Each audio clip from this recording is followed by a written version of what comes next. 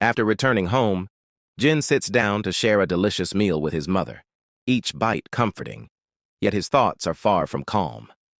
As he eats, he quietly contemplates the choices waiting ahead of him. "I'm sorry," Jin says sincerely, pushing the check back across the table. "I don't think I'm the right person to help you."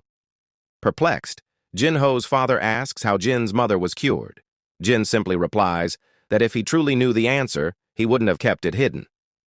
Without dragging the conversation further, he stands and tells the CEO that he has to leave. Inside the elevator, Jin reflects on the fact that Young-han is Jinho's father, but even with that connection, he realizes he barely knows the man or what kind of person he is. He also reminds himself that the holy water of life is limited, too rare to be handed out lightly. Despite the generous offers on the table, none of them stirred his heart. If he's going to make a choice, he wants it to be one he won't regret. Later, over dinner, Jin tells his mother that he'll be heading out again soon.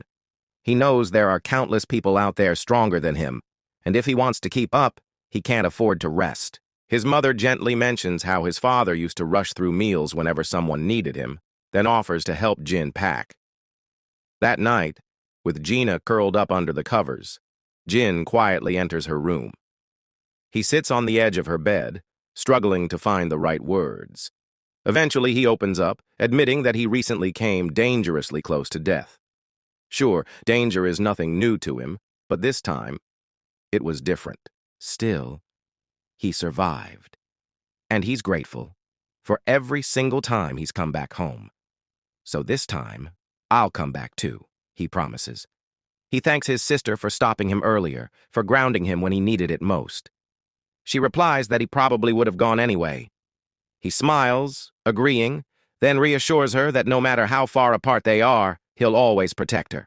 The scene transitions to a public press event where Jin and Chairman Go stand side by side, confidently addressing the media and sealing their alliance with a handshake. Soon after, at the airport, Jinho struts around flaunting his high-end gear, while Jin stands off to the side, cool, collected, and dressed sharp as ever. The Ajin Guild is officially en route to Japan. Panic erupts at the hospital as doctors are told the army trucks can only accommodate 4 people, while over 10 patients are left unable to move. A soldier explains that with the giants closing in, they can't afford to focus on those who may not survive much longer. However, the doctors refuse to leave, vowing to protect their patients. In response, the soldier makes a decision. "Then I'll stay too," he says, adding that he can't abandon civilians in need. "Let's take cover first," he suggests. At that moment, 2 massive giants appear overhead. The military opens fire, but one of the giants reaches down to grab them. The soldier throws himself in front of an elderly couple, ready to protect them, just before a massive trident pierces the giant's body, sending it crashing backward. The group stands stunned as they witness a gigantic shadow monster standing before them. The soldier can hardly believe his eyes, questioning what's happening.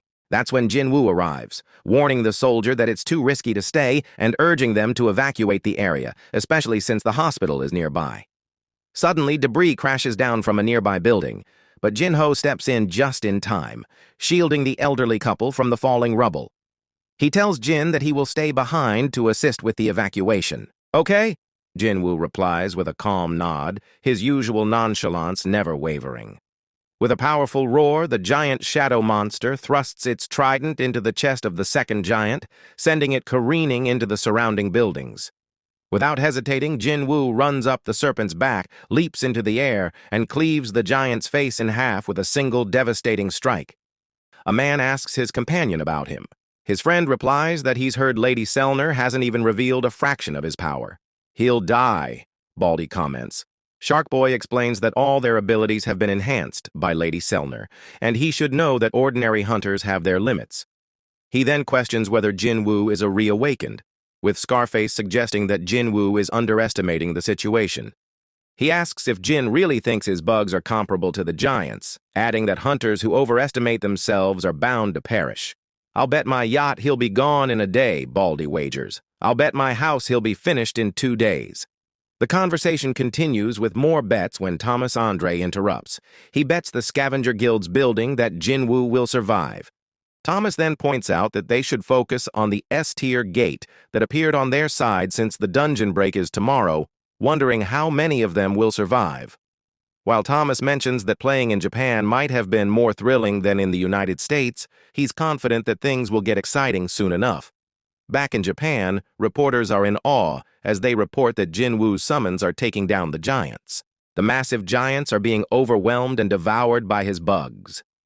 Meanwhile, a girl runs for her life as a shadow appears, slicing the giant's hand off. The shadow then moves the girl out of harm's way just as the giant roars in agony. Iron then descends from the sky with a mighty roar, smashing the monster's head in and sending it crashing to the ground. Igris and the girl look over to see Iron standing triumphantly on top of the giant's fallen body, roaring in victory. He smiles with pride, while Igris pats the girl's head with a disappointed expression. Looks like Iron's enjoying the upgrades, Jinwoo muses to himself, thinking about Iron's success. A soldier thanks Jinwoo for his help, but is interrupted as he gestures toward him, returning the gratitude in an unexpected manner. The guildmaster then instructs Jinho to take the man and finish the evacuation, to which Jinho agrees. As the vice-guildmaster leads the man, Jinwoo thinks to himself, now it's time to get serious. With a determined look, he readies himself for the challenges ahead.